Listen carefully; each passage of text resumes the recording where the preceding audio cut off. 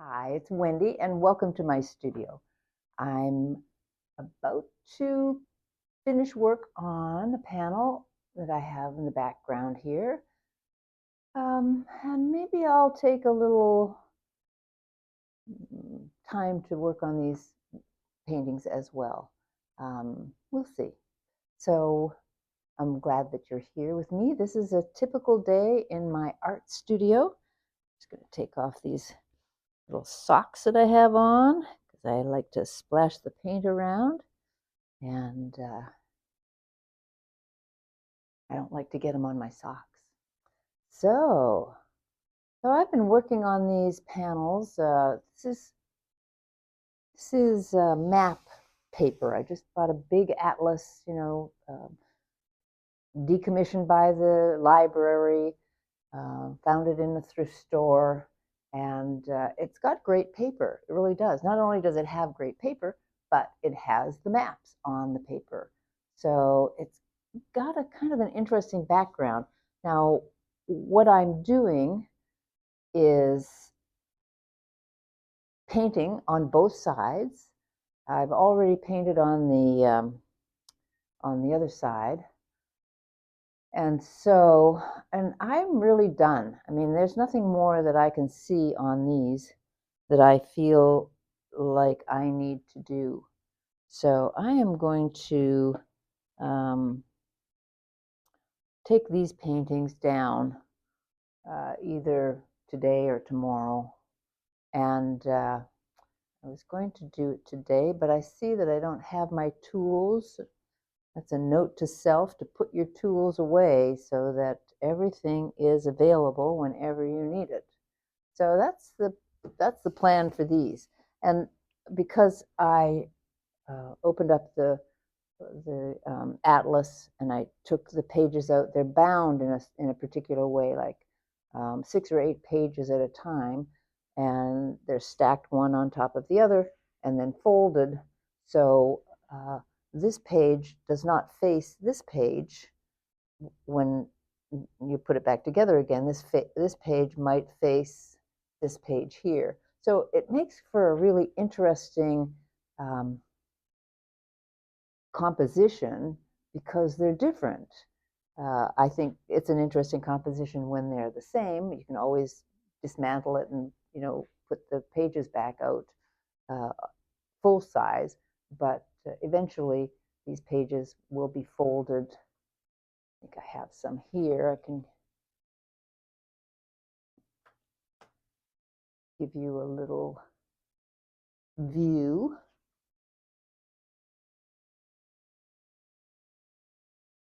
So this is what I'm talking about. Let me go over here.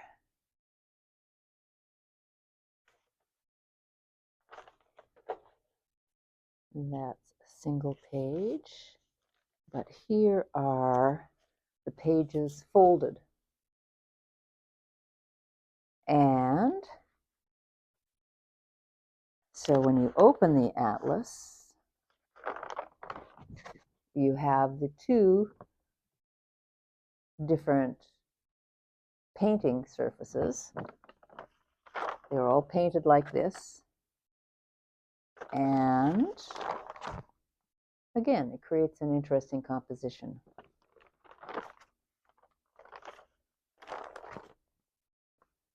Well, this is the one in the middle, so it is the same. We have to move on to get to something a little bit different. Now, this is from the atlas, but half of the atlas has the names of the cities, rivers, the landmarks on the atlas itself. And so I started with those pages, and then I moved. Still have some more of them. They're very interesting too, I think. And I've already done quite a few. It's like 8 or 10 in each of these. And then one page did not survive the dismantling from the original atlas, so it's just a standalone, but I mean, standalone is good too. I love these.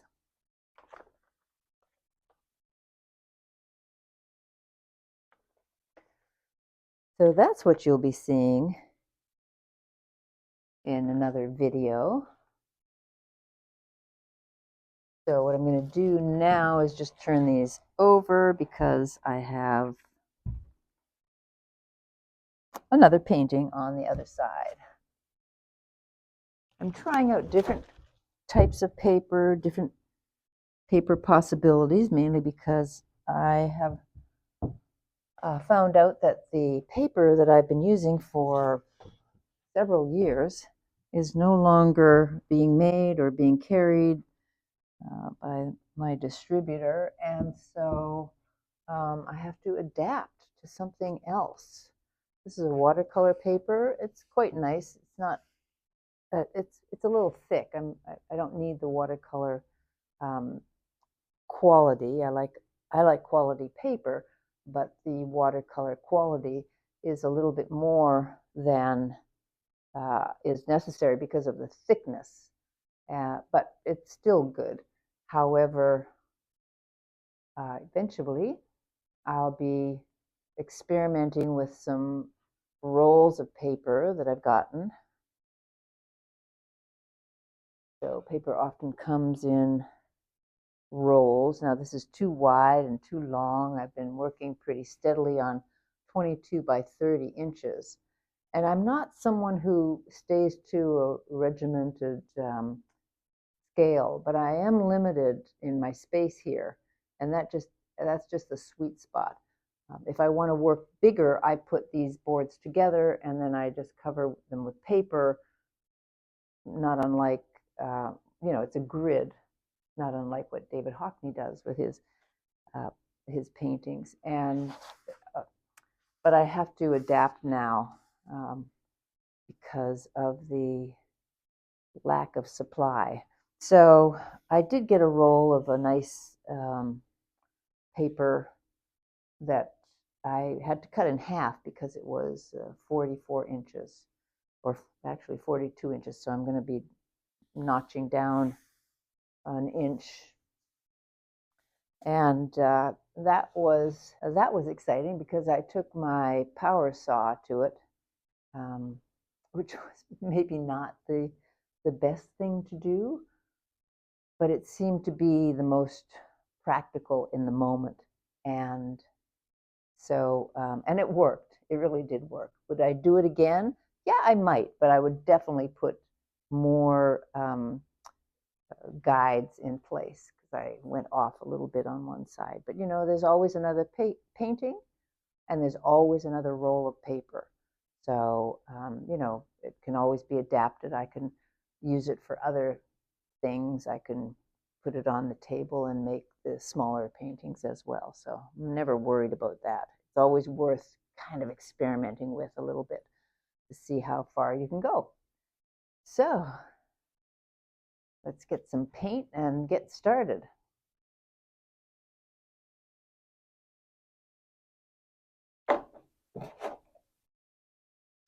I have been working with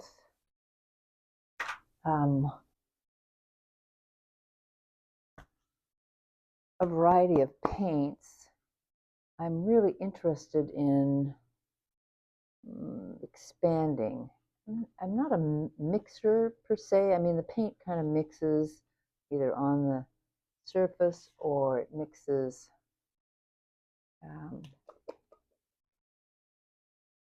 on the brush. Sometimes I put different colors next to each other on the same brush, and that'll mix them up a bit.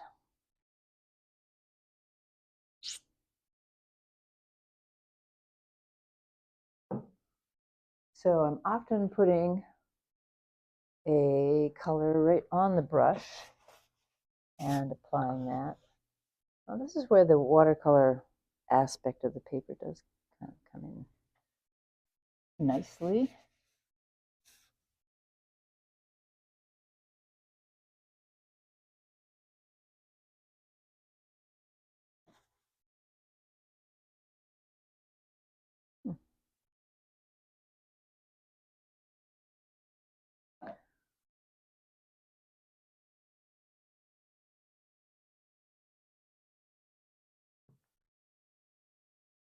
Yeah.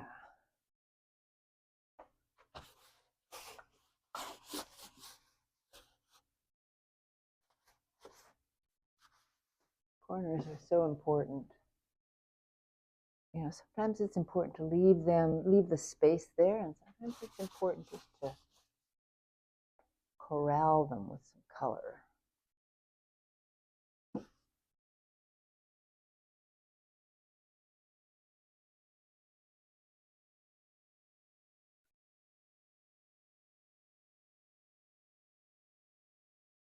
Well, that changes things.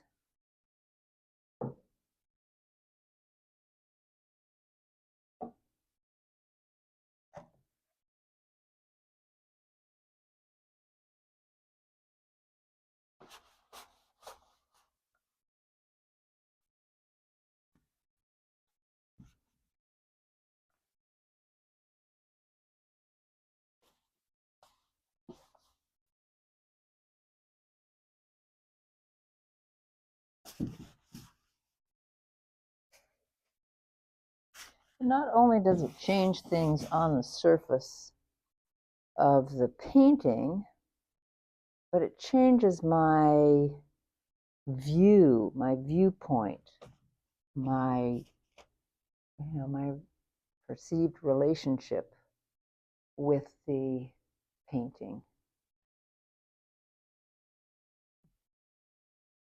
in a good way.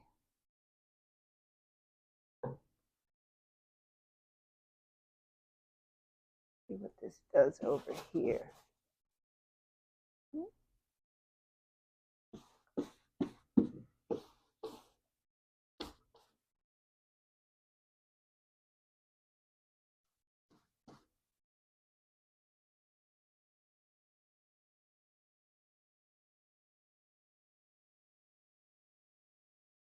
Now that's different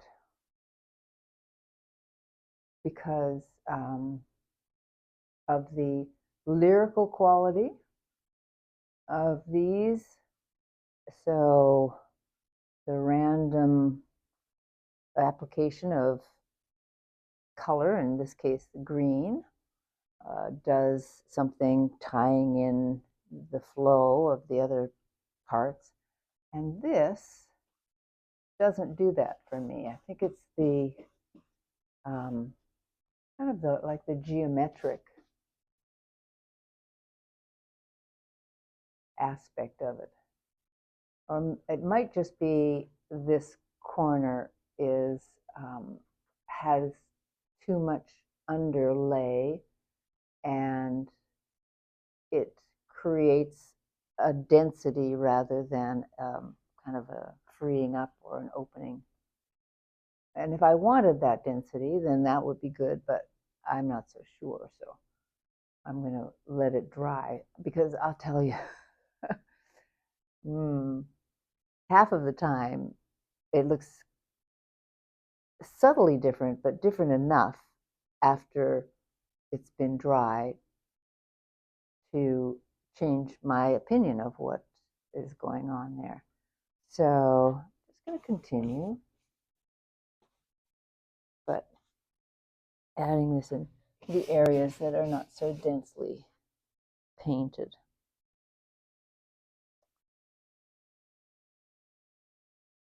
And let's see, I'm going to continue on here as well.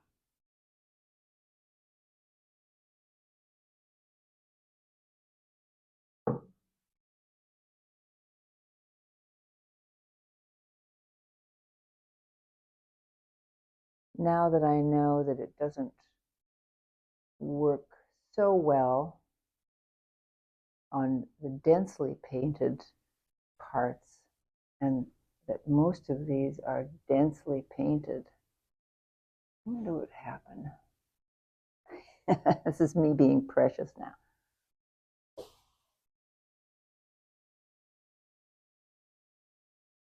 Oh, that brings that out.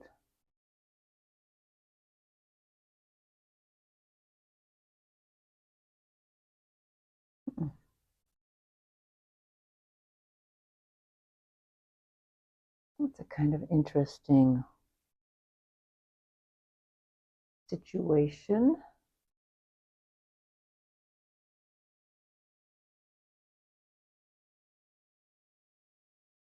Okay.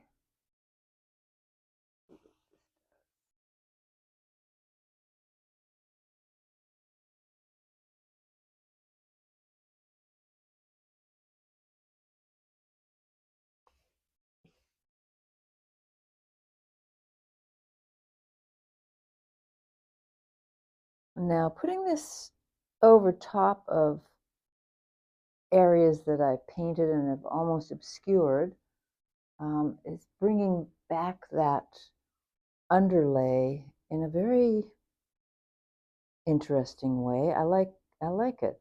It's very subtle. I don't want to push it too far. So I am going to let these paintings percolate. That's what I'm going to do. I'm going to pause right now, and I am going to come back at a point where they're dry and I can have a better view of what's going on. So thank you for joining me today. It's been a pleasure having you here in my studio, and I'll see you on the next tape.